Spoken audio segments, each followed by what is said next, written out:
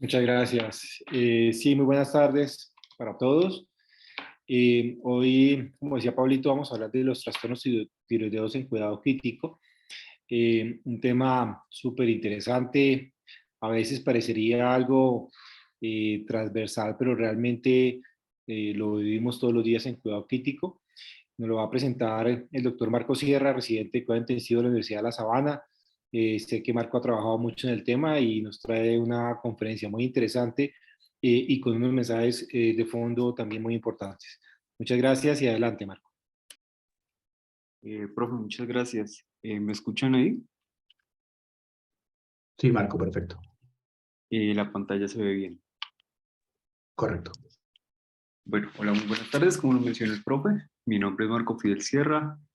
Soy médico pediatra de la Universidad del Cauca y actualmente residente de primer año del programa de cuidado intensivo pediátrico de la Universidad de La Sabana. Para el día de hoy, trastornos tiroideos en la unidad de cuidado intensivo pediátrico. Bueno, para cumplir con los objetivos de la charla, hemos propuesto el siguiente contenido. Vamos a realizar una breve introducción, hablemos un poco y hacemos el enfoque desde las generalidades, pues desde la fisiología, el funcionamiento, la anatomía de la glándula tiroides. Hablaremos un poco de los principales trastornos que se presentan en la unidad de cuidado intensivo, incluyendo pues la disfunción tiroidea del paciente crítico. Vamos a mencionar un poco eh, a la luz pues de la evidencia actual, lo más reciente que encontramos al respecto, y finalmente trataremos de dar unos mensajes para llevar a casa. ¿Por qué hablar de la tiroides y su funcionamiento en el paciente en estado crítico? Recordemos que la hormona tiroidea es un potente regulador de la tasa metabólica y es esencial para el funcionamiento de la mayoría de los sistemas y órganos de nuestro cuerpo. Además, el mantenimiento del estado normal de la tiroides durante la infancia, por supuesto, es necesario para el crecimiento y el neurodesarrollo normal, pero pues para hablar obviamente de esa glándula tiroides y el cuidado intensivo pediátrico, debemos de recordar algunos conceptos. Es por eso que vamos a hacer el enfoque inicial desde la fisiología. La tiroides fetal, recordemos que comienza como un engrosamiento del suelo faríngeo que forma un divertículo que desciende caudalmente hasta la posición de reposo de la glándula tiroides madura, y durante esta migración se forma el conducto tirogloso que conecta el suelo faríngeo con el lecho tiroideo final. Este normalmente pues, debe involucionar y más o menos hacia el día embrionario número 50, ese primordio tiroideo que se ha formado se fusiona con la cara ventral de la cuarta bolsa faríngea y forma una estructura bilobulada. Las células de ese primordio se diferencian en células foliculares, las cuales van a ser posteriormente encargadas de la síntesis de hormona tiroidea, como lo vamos a mencionar más adelante. La tiroides es una glándula en forma de mariposa ubicada por delante de la tráquea a nivel del segundo y tercer anillo traqueal. En el adulto pesa alrededor de entre 10 a 20 gramos y está constituida por dos lóbulos laterales, los cuales se sitúan lateralmente a la tráquea y al esófago, anteromediales a la vaina carotidia y posteromediales a los esternocleidomastoideos. Estos dos lóbulos, recordemos que se encuentran unidos por un istmo en su límite superior y se ubica por encima o por debajo del cartílago cricoides. Y en algunas personas encontramos el lóbulo piramidal, el cual es un remanente del conducto tirogloso, que el cual pues posteriormente va a involucionar como lo hemos mencionado anteriormente. Respecto a su irrigación, es importante mencionar que el suministro sanguíneo está dado por dos arterias tiroideas superiores, las cuales provienen de las carótidas externas, y dos arterias tiroideas inferiores, las cuales provienen del tronco tirocervical de las subclavias que irrigan a los lóbulos superiores e inferiores respectivamente. El drenaje venoso está dado por tres sistemas venosos: un drenaje superior que drena a las yugulares internas, unas venas tiroideas medias que siguen su curso justo lateral a la yugular interna, y un drenaje inferior que va hacia las venas brachiocefálicas.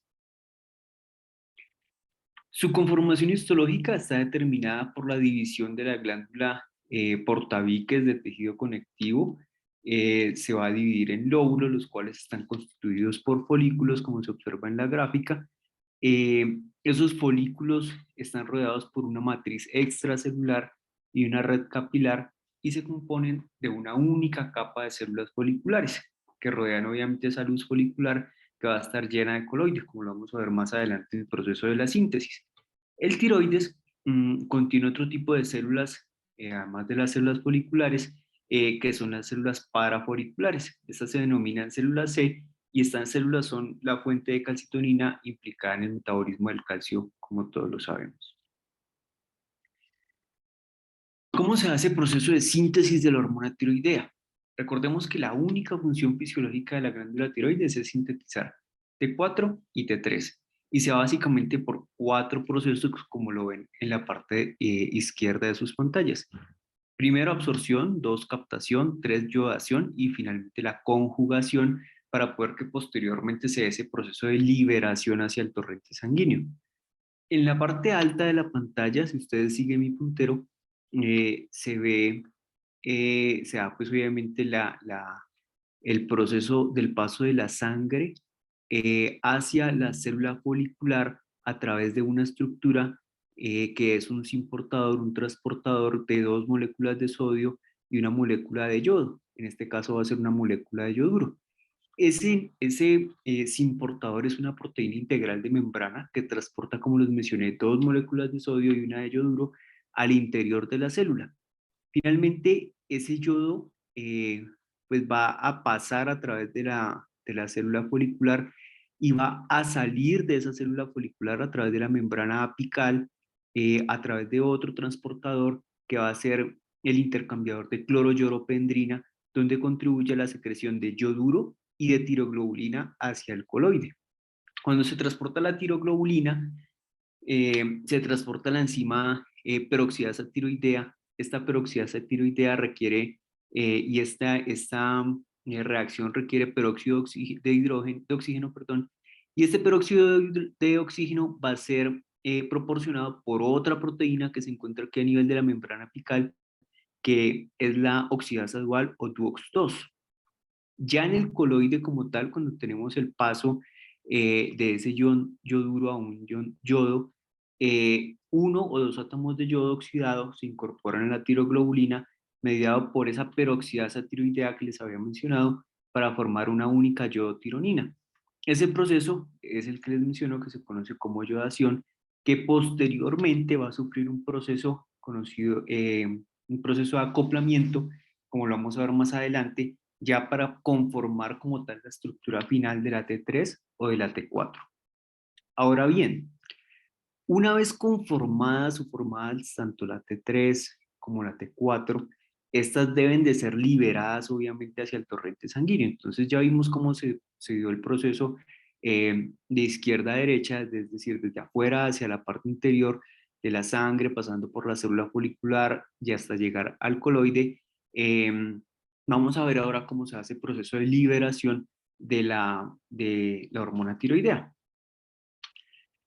Las hormonas tiroideas unidas a la tiroglobulina en el coloide permanecen inactivas hasta que la tiroglobulina yodasa sufre un proceso de hidrólisis. Pero antes de que pueda comenzar esta proteólisis, las células foliculares deben de reabsorber esa tiroglobulina hacia la luz folicular mediante endocitosis en fase líquida. Entonces aquí vemos cómo en este proceso se absorbe, se forma esta vesícula endocítica y esta vesícula endocítica llega hasta la parte media del folículo, de la célula folicular.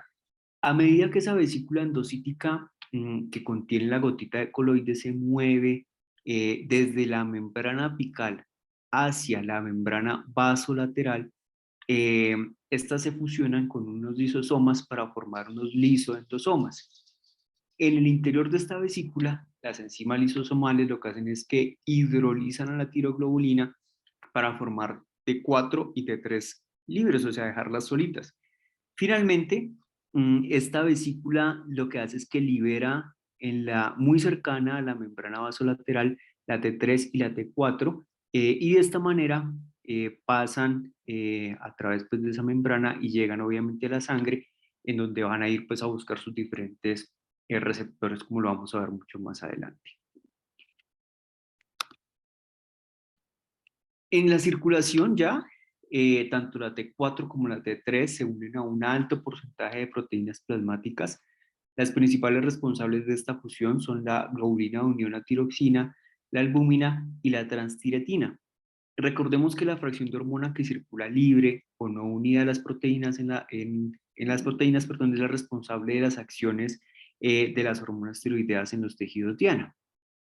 Ahora bien, respecto al metabolismo de la hormona tiroidea, su principal mecanismo es la desyodación secuencial. Este fenómeno lo que hace es que explica el paso de T4 a T3 o a T3 reversa. Esta conversión se encuentran controladas por 3 desyodasas, es un fenómeno bastante importante, bastante interesante, por lo que vamos a mencionar mucho más adelante. 2 de ellas son 5'3' desyodasas que eliminan un yodo del anillo externo y convierten así esa T4 en T3. La primera de estas desyodasas, 5'3' desyodasa tipo 1, abunda en el hígado, en los riñones, en el músculo esquelético y la tiroides, y se piensa que es la responsable de generar la mayoría de T3 que alcanza la circulación, que es lo que nosotros vemos acá en la gráfica, el paso de T4 hacia T3, por la alteración, pues, obviamente, del anillo externo. La segunda, que es una 5'3' desyodasa o desyodasa tipo 2, se encuentra sobre todo a nivel de la hipófisis, a nivel del sistema nervioso central y en la placenta, y está implicada en aportar a estos tejidos la T3 que produce a nivel local a partir de la T4 plasmática. Existe una tercera desyodasa, que es la 5'3 desyodasa o desyodasa tipo 3, que lo que hace es que elimina un yodo, en este caso del anillo interno, no del externo, y lo que hace es que lo convierta así, de esa T4 la pasa a T3 reversa, que recordemos que es inactivo. Respecto a la forma como ejercen su efecto en las diversas células, debemos de tener en cuenta que en las membranas celulares no existen receptores para T4 ni T3, sino que, al igual que las hormonas esteroideas, las hormonas tiroideas actúan principalmente uniéndose a receptores nucleares, y lo que hacen es que regulan la transcripción de proteínas celulares. Los receptores nucleares de hormonas tiroideas están codificados básicamente por 2 genes distintos, que son el TR-alfa y el TR-beta, que codifican 4 receptores distintos, que es el TR-alfa 1, TR-beta 1, 1, 2, 3, a través de corte y splicing alternativo. Si bien tanto la T4 como la T3 pueden unirse a los receptores, a los TR, y señalar así la acción de la hormona tiroidea, la T3, recordemos que es mucho más potente y se une a esos receptores con una afinidad de hasta 15 veces mayor que la T4. Para tratar de dejarlo un poco más claro, recordemos que una vez que la T4 y la T3 salen del plasma, como lo vemos acá en la gráfica, ellas lo que hacen es que acceden a la célula por un proceso ya sea de difusión a través de los lípidos de la membrana celular o mediante transportadores de membrana, que son los MCT8, que es el transportador de monocarboxilato 8. Una vez que la T4 se encuentra ya dentro de la célula, una 5'3' monodesyodasa citoplasmática lo que hace es que convierte gran parte de la T4 en T3. Ya sea la T3 o la T4, lo que hacen es que activan unos receptores, que son estos que se observan acá en la gráfica, en la parte central de la hormona tiroidea, que ya se encuentran unidos o anclados al ADN nuclear, en los elementos de respuesta tiroidea, en la región promotora de ciertos genes, y de esa manera lo que hacen es que regulan la transcripción de dichos genes, obviamente alterando e interfiriendo en los diferentes procesos fisiológicos de nuestro organismo. Recordemos que las hormonas tiroideas están implicadas en diversos procesos de nuestro organismo. Solo por recordar algunos de estos, cabe mencionar, por ejemplo, el aumento en la producción hepática de glucosa, genera una mayor proteólisis, sobre todo a nivel del músculo, aumentan la degradación de triglicéridos almacenados en el tejido adiposo, generan un aumento en el consumo de oxígeno a nivel tisular, produciendo una alteración a nivel de la bomba sodio-potasio, y por supuesto están implicados, intrincados en el crecimiento y en el desarrollo, sobre todo en la población pediátrica. Su regulación, mediada básicamente por el eje hipotálamo hipófisis tiroides, en donde tenemos en primer lugar la hipófisis anterior, que ella lo que va a hacer es que va a regular la síntesis y la secreción de hormonas tiroideas mediante la liberación de TSH, como lo vemos en la gráfica. y esta a su vez va a estar controlada o regulada por la estimulación a liberación de esa TSH, va a estar mediada o regulada por la TRH, que va a ser liberada por el hipotálamo. Y por último, las hormonas tiroideas, tanto la T4 como la T3, lo que hacen es que ejercen un control mediante retroalimentación sobre la secreción, tanto a nivel del hipotálamo, es decir, a nivel de la TRH, como a nivel de la hipófisis, es decir, en el control de la liberación de TSH. Algo muy importante que debemos de tener en cuenta respecto a la hormona liberadora de tirotropina o TRH es que esta se encuentra en muchos tejidos, entre ellos la corteza cerebral, a nivel del tubo digestivo, a nivel de las células beta del páncreas, pero sin embargo, las principales fuentes de TRH se encuentran en el núcleo arcuato y a nivel de la eminencia media del hipotálamo, de donde viajan hasta la hipófisis anterior mediante el sistema portal hipofisiario, como lo vemos acá sobre la gráfica. Eh, una vez que alcanza las células tiotropas de la hipófisis anterior, la TRH se va a unir a su receptor. Este receptor, que lo vemos acá en verde, en la parte alta de la pantalla, es un receptor que va a estar acoplado a proteína G, que va a estar situado a nivel de las membranas celulares de las células tirotropas, y esta unión lo que va a hacer es que desencadena dos fenómenos. Primero está la vía de la fosfolipasa C, lo cual me va a llevar a la formación de diacilglicerol, lo cual va a estimular la proteína quinasa C y va a provocar pues obviamente la fosforilación de diferentes proteínas. Y por otro lado está la liberación simultánea de inositol trifosfato, como lo vemos acá representado en rojo, que lo que va a hacer es que va a provocar la liberación de calcio desde sus almacenes internos, elevando de esta forma la concentración de calcio a nivel intracelular. El resultado de esto, dos grandes consecuencias. Primero, está el aumento en la síntesis de la TSH y también la liberación que va a estar almacenada pues, en forma de vesículas de TSH. El receptor de TSH es un receptor también acoplado a una proteína G.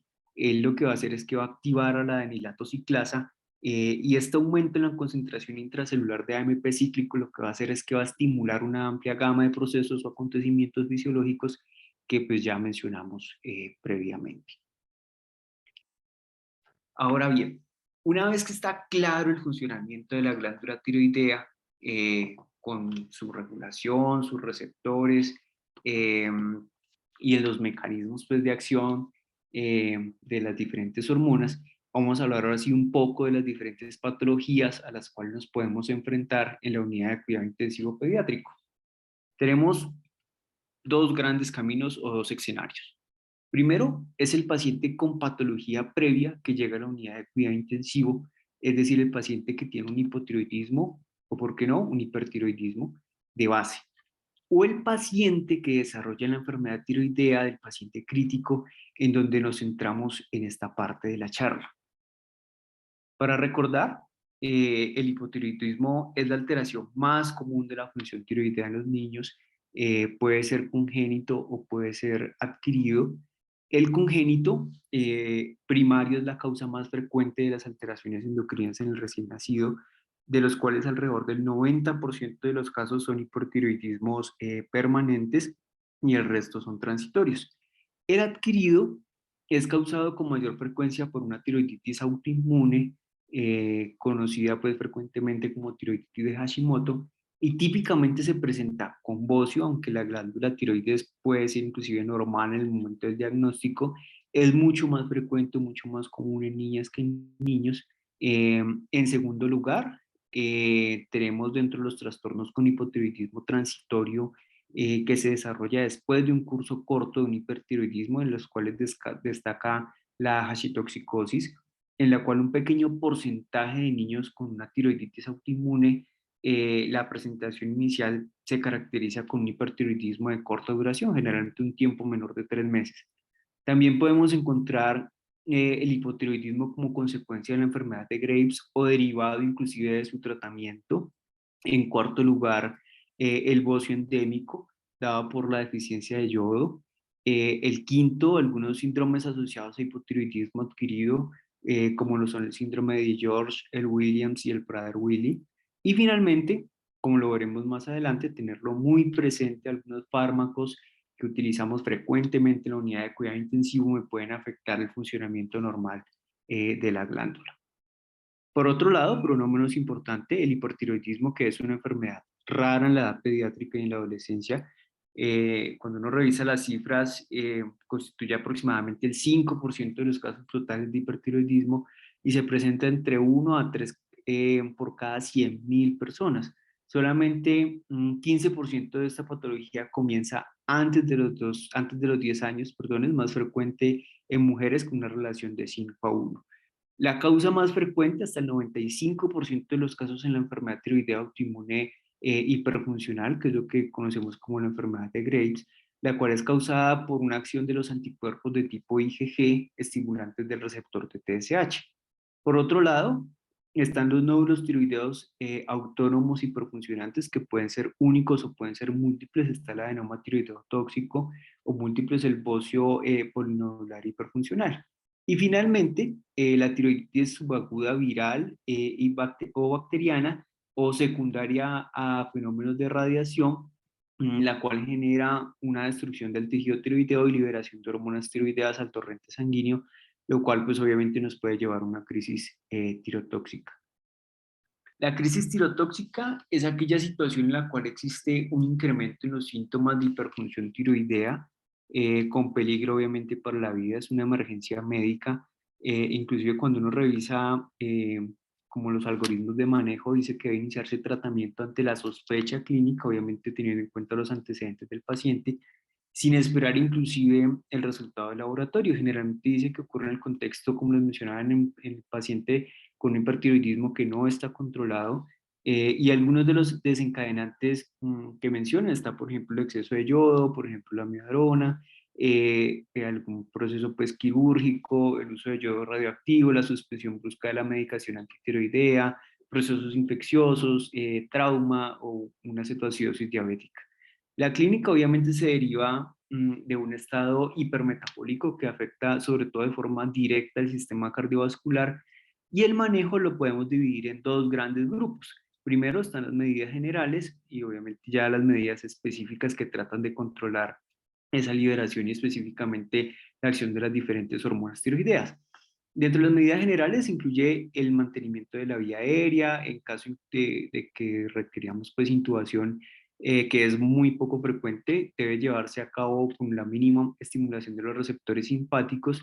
Es útil, por ejemplo, la premedicación con benzodiazepinas, se deben evitar anticolinérgicos como atropina.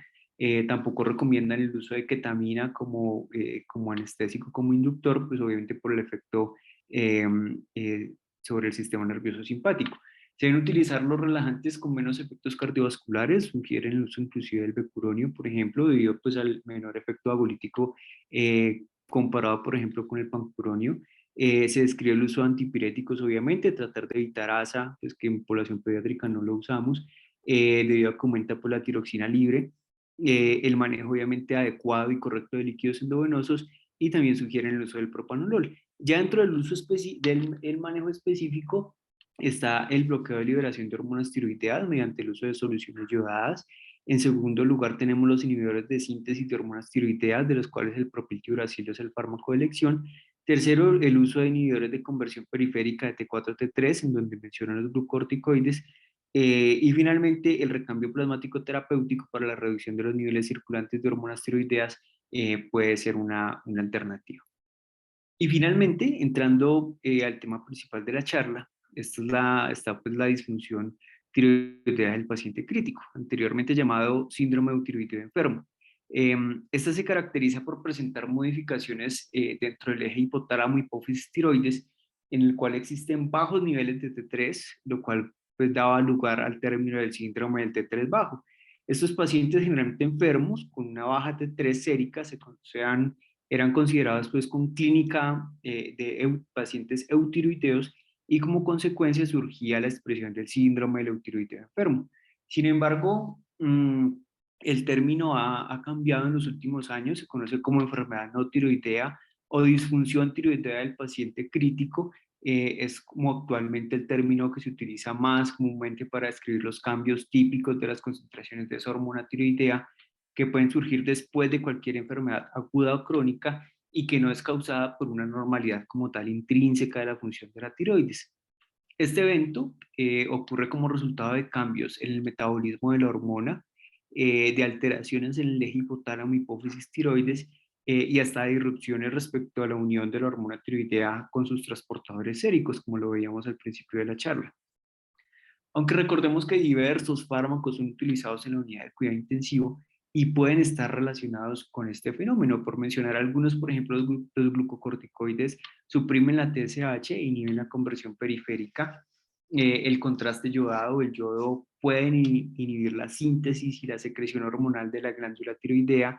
El propanolol y las benzodiazepinas inhiben la conversión periférica. La amiodarona, por ejemplo, inhibe la conversión periférica, altera la secreción de la T4 por la glándula tiroides, produce interacción con receptores tiroideos y promueve una citotoxicidad tiroidea. La dopamina, que es un fármaco que debemos de tener en cuenta por los estudios que les voy a mencionar más adelante, la dopamina, la somatostatina y los opiáceos suprimen a la TSH. La furosemida, que lo usamos con bastante frecuencia, interactúa en la unión con proteínas séricas. Pero, ¿por qué hablar de este trastorno? Entonces, primero, porque la disfunción tiroidea del paciente crítico es bastante frecuente. Dependiendo de la serie que uno revise, puede tener una incidencia que oscila entre el 44 hasta el 70% de las unidades de cuidado intensivo. En segundo lugar, su importancia obviamente radica en que este descenso de ambas hormonas tiroideas es inversamente proporcional a la tasa de mortalidad en el paciente crítico, como lo han demostrado diversos estudios a lo largo del tiempo. Este es uno de los primeros estudios y tal vez uno de los estudios más importantes, por eso lo traigo a colación, que a pesar de que fue publicado ya hace algunos años, en el 2005, por Peters y colaboradores, en el que incluyeron 451 pacientes en estado crítico, en los cuales determinaron los parámetros tiroideos séricos a los días 1, 5, 15 y el último día. 71 fallecieron y encontraron que en el día 1 la T3 reversa fue mayor y la relación T3 con T3 reversa fue menor en los no sobrevivientes en comparación con los sobrevivientes. La TSH, la T4 y la T3 fueron más bajos en los no sobrevivientes desde el día 5 y la TSH, la T4 y la T3 y esa relación entre T3 y T3 reversa aumentaron con el tiempo en los supervivientes, pero disminuyeron permaneciendo inalterados en los pacientes que fallecieron. Otros autores, como les mencioné, a lo largo de estos años en población adulta han tenido hallazgos similares en los cuales se encuentran una mayor mortalidad o una necesidad de ventilación mecánica mucho más prolongada. Y mucho más reciente, con un peso un poco mayor, esta revisión sistemática y metaanálisis que pretendía determinar el papel pronóstico del síndrome de disfunción tiroidea en el paciente en cuidado intensivo crítico. Se incluyeron estudios que evaluaron la función tiroidea mediante la medición del nivel sérico de hormona tiroidea y la mortalidad hospitalaria en el paciente séptico de población adulta. Se incluyeron un total de 6.869 pacientes de 25 estudios en los cuales se encontraron que el síndrome de disfunción tiroidea asociado al paciente crítico se asoció de forma independiente con un mayor riesgo de mortalidad en pacientes en estado crítico.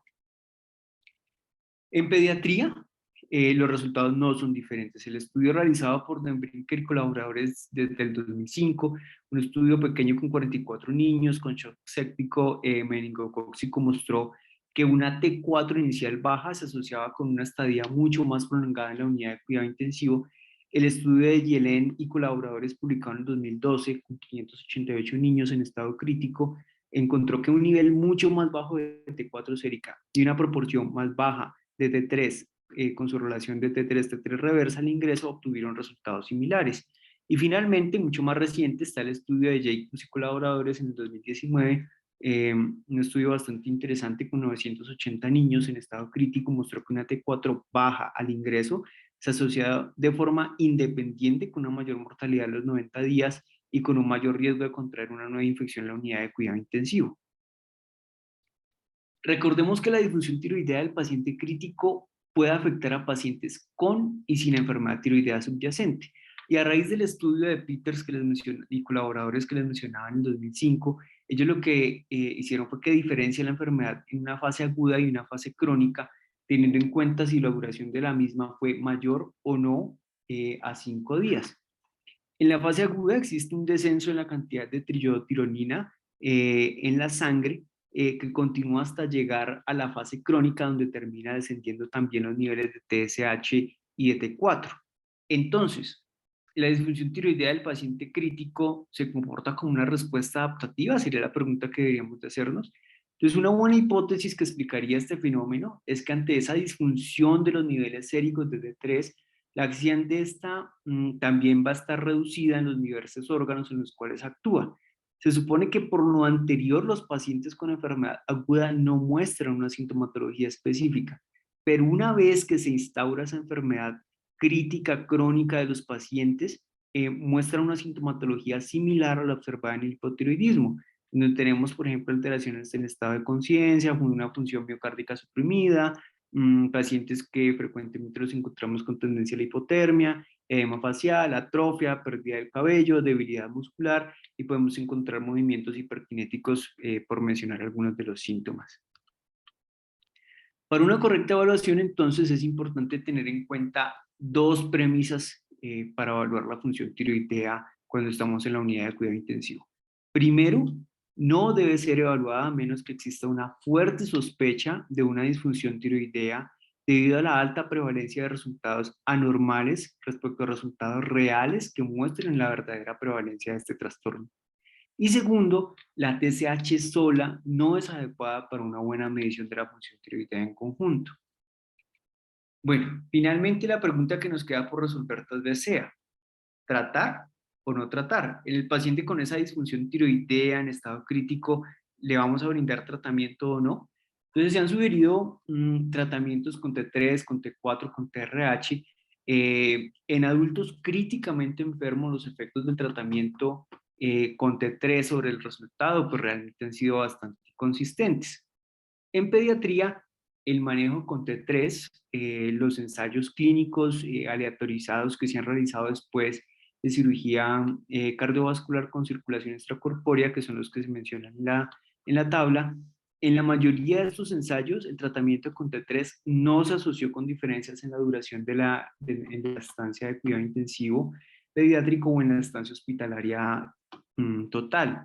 Solo en el estudio de Bettenford, que es el primero de los estudios y colaboradores, se encontró que la infusión de T3 mejoró la función miocárdica y redujo la necesidad de cuidados intensivos posoperatorios.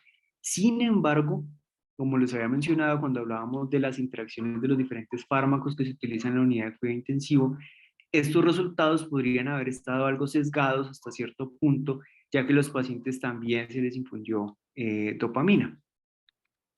Aunque el hipotiroidismo en niños plantea obviamente preocupaciones específicas sobre el tema del desarrollo neurológico, el tratamiento con T3 en niños después de un bypass cardiopulmonar con disfunción tiroidea tampoco mejoró los resultados del desarrollo neurológico. Y recientemente, un ensayo clínico aleatorizado de centro único incluyó 104 niños que recibieron suplemento con T4 versus 101 niños que recibieron placebo, y lo que encontraron fue que el tratamiento con T3 oral acortó el tiempo hasta la extubación, particularmente sobre todo en los pacientes que eran menores de 5 meses.